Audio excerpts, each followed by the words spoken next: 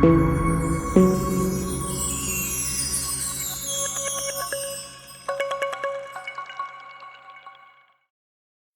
jëf dal leen ak jàmm yéen ñu ne bàyyi xel fii ci info Actubuzz ñu wax ci lu soxal mbiru wér-gu-yaramu président Ousmane Sonko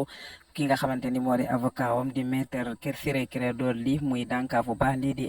état bu Sénégal ñu jël seeni matuwaay waaye nangoon lépp responsable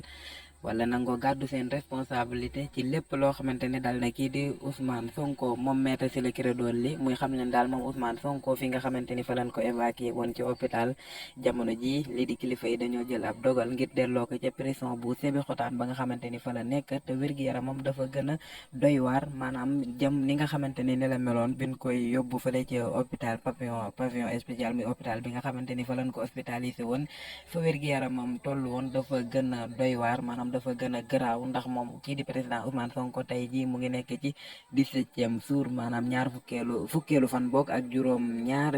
yoo xamante ni dafay amal lii di grève de la faim muy grève xiifal maanaam dakkal lépp luy lekkam ak naanam moom kii di Ousmane Sonko maître Ciré Clédor Ly di xam le ni daal loolee jural na ko ay jafe-jafe ci wàllu wér-gu-yaram ba mu waral mu sonn lool gën a sonn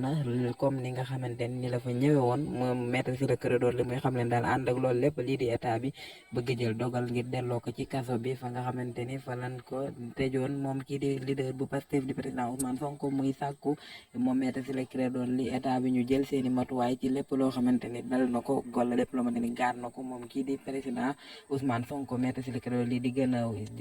delloo si loo xel état bi ñu delloo seen xel moom maître Ciré Clédor Ly muy xam leen daal lii jàppee ko mbiru politique rek mais mbiru en la ko jàppee maanaam ni nga xamante ni lan amal ci dossier Ousmane Sonko bi nga xamante ni dañ koo criminalisé dal di bàyyi ki nga xamante ni moom moo di Juan Branco